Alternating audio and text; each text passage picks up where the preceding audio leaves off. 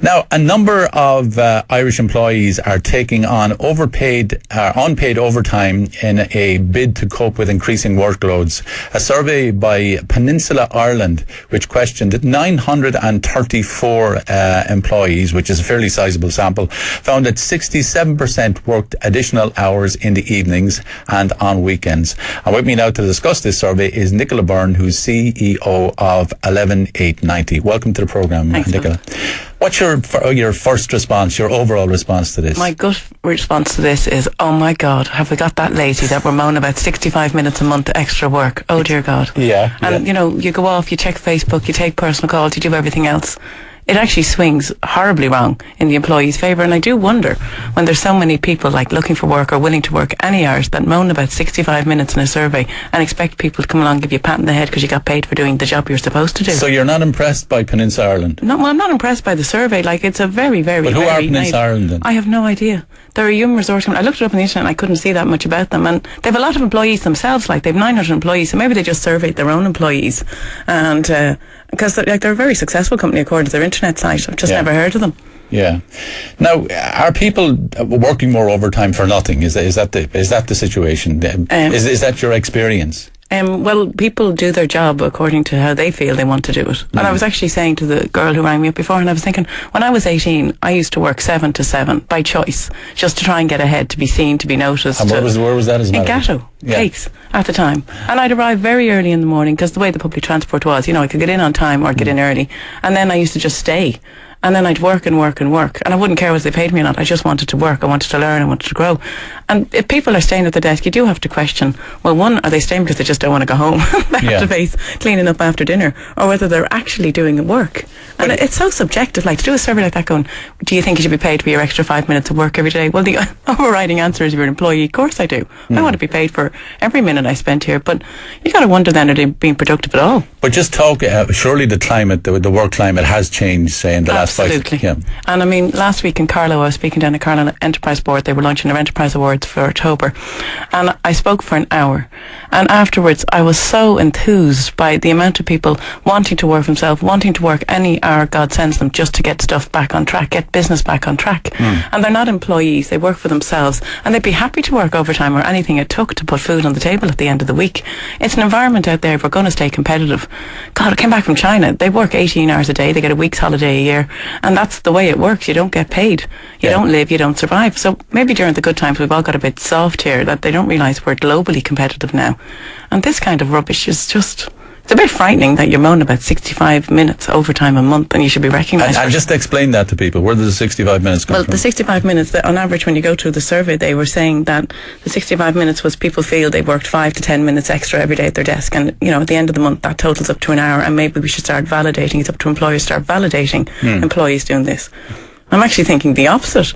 Maybe we should actually start work and actually checking their work more carefully to see what they're dossing off during the day, answering personal calls or Facebook. And it was just so one-sided and very ill-timed. There's a quote here from the managing director of Peninsula, a man called Alan Price. He says employers should consider incorporating overtime pay into the average rota to account for additional minutes clocked up. Minutes. Yeah. Minutes. You see that? We're all down to fighting about minutes. Well, if everyone wants to be stalked and policed during their job all day, every day, well then we'll go that route. But nobody wants that. Nobody wants Big Brother sitting over their shoulder all day while they check out what you're doing. You'd go insane if that was the kind of environment you're working in. And I know the point he's trying to make is that we should value everybody equally and everyone should be rewarded for doing their job. And yes, I've no difficulty with that. But just when there's, 15%, hitting 15% unemployment or 14.7%, you don't have conversations like this. In fact, if you have to work overtime and you get to keep your job, well, you work overtime and you do it for nothing if that's what it means to keep the business in business. Yeah. There's a texter, it's Ebert in Loughrea. Unpaid overtime is a big deal. Try running your own business. You work unpaid overtime all the time and also don't have other luxuries such as paid holidays. Absolutely. What a despicable attitude. Yeah. But you're right. People who work for themselves, that's the pain, that's the reality. They're not employees. The survey only surveyed employees. I totally agree with that person. Yeah. You can't have that attitude. It wouldn't be unusual in construction stroke engineering management to do 65 hours a month overtime. I know, not 65 minutes. So wherever these employees are, they're obviously in very privileged positions. But but what's happening? I mean, first of all, is the position of, say, trade unions in Irish employment, is it receding? Is it less than it used to be? Well, I think because the workforces are shrinking, the numbers are dropping, not because they're not needed and not valuable to society. I think what's happening with trade unions is just that everybody is doing less business. So all numbers are receding in all areas. Banks are cutting back, all the semi-states are cutting back. There's just people being lost in the workforce because they're overstaffed now at this point because the economy has receded so much. Yeah. So I don't think it's that people aren't joining unions. I think it's that the workforce is just naturally receding to redundancy. But have a look at the public service and figures out last week, for instance, about the guards and the amount of overtime they get paid for. It's ferocious. Yeah, you do have to question some of the value for money in the public service, and that's a whole separate agenda. And they do get paid for every minute they're clocked in, and there's a huge amount of stuff tied up in Croke Park that they're trying to address that hasn't been addressed yet. But there really is two divides. It's people who work for themselves, then there's there's three people who are employees, and then there's the semi-states and the public service. And we are going to try and level the playing pitch so that everybody is treated equally. And at the moment, we're a long way from that. And people who did work in construction and carpentry and all the trades jobs, they're all wondering where they're going next. And we're not really providing answers or job creation for them. Yeah, Philip. It's called the Croke Park Hours. Total joke. An hour a week drinking tea and discussing Geordie Shore. That's Jamie in Dublin. Working longer is not productive. Typical small business whinger. That's you. So, small business, thanks. When you create employment, it's actually very important that there's more of us out there. Yeah. I work on average 15 hours unpaid overtime each week. Is that a lot? Well, that does seem like an awful lot. 15 hours a week is a substantial chunk. And I suppose then if you work for yourself, there's not much you can do about it. If you work for somebody else, well, the conversation may need to take place. Yeah. My younger colleagues in the bank won't work a minute after 5. It was so different in the 80s. We appreciated having a job. Well, that's it. And I kind of always have worked unpaid overtime forever. In fact, I don't know any other way to work. I kind of work every hour I wake up, and even when I'm not working, I'm still bloody working. So how long is your day generally? It doesn't end. I kind of have managed to build my life into work, and I love it. It's the way I like my life. I choose it this way. Everybody moans I never put my phone down. I'm always on email. I'll answer it day or night if I happen to pick up my phone. I have been working on going on holidays this year, which I've never done. This is the first year I've taken holidays in years. Okay, this is from Anne in Caventini. Comment please on smokers taking breaks outside all through the day. Oh, now you see that? I'm a non-smoker. You see, I'm a non-smoker as well. No. But you see this all over the place. I do feel aggrieved by this. The 7-minute smoke break that's built in. That way. It's no, I do feel aggrieved, and you feel like letting everybody else go home half an hour early. But I don't know how you fix it. I mean, I don't know. I haven't succeeded, and we don't even try. We just allow people to take smoking breaks during their actual breaks, and they don't get extra time for it. So here's a lovely one for you. Yeah. What a breath of fresh air that girl is. Thank you. It must be your voice. I own my own restaurant, and I'm the only one in the place not making money. Yeah. So and just to survive. Yeah. Saw a job as a librarian today in the public service for €47,000. Are these people for real? Yeah, there's no adjustment like everyone else has taken. And I know somebody's going to ring in now and they're going to tell me that the public service have taken huge pay cuts and their taxes have increased and everything else. But we just need to make it to society equal. And there's pain for everybody in it. Like, why should one section of society take pain and not others? Yeah. We got to kind of take a little bit more pain. There is a huge readjustment still taking place, and we're going to suffer for the next year and until we get our heads around it. But you're saying this thing's going to steady itself? Yeah, it will steady itself. We'll all get to the bottom, and when we all get to the bottom equally, then it'll steady and then start moving back up, because it is starting to feel like we're nearly there. Yeah, and Jim in Kells is saying, I work in a factory that gives you a written warning if you're sick for a day and ring and tell them. We don't get paid for sick days either, and we get 38 minutes break in a 9-hour shift doing heavy working. That doesn't seem... No.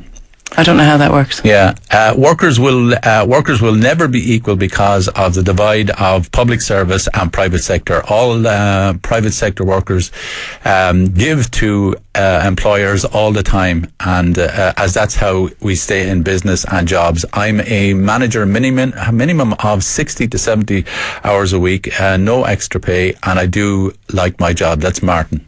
Yeah, well, He well sounds done, a bit like Martin. you. Yeah, well done, Martin.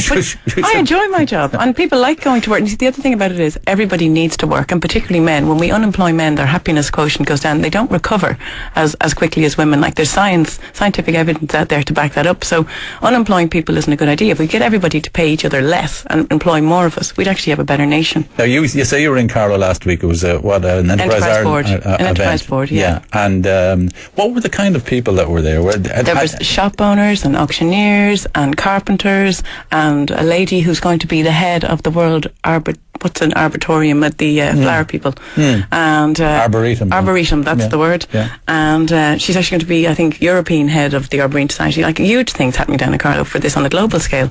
But like, all self-employed people, all working, all looking for the economy to come back, all hoping to survive through this bad patch, and working every hour God sent them. And if you don't mind me asking, what were they expecting from you? The idea was to go down, launch the awards, bring a bit of motivation, show, how you can get through a recession, how you're working, what I'm doing in reality to cut costs, hold it all together and try and grow the business. Because even in a recession, business does still happen. It doesn't happen at the levels it used to happen.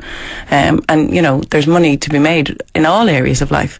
But the idea is to just stick with it and keep working.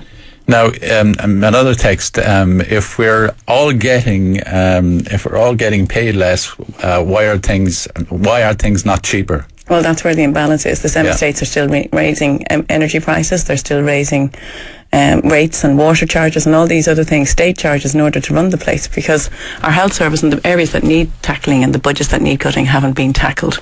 So for as long as we leave those kind of injustices undealt with, we're going to end up continuing to pay for the people who aren't willing to even take a tiny bit of pain for everybody else out there. So and the whole idea of overtime, is there more and more overtime?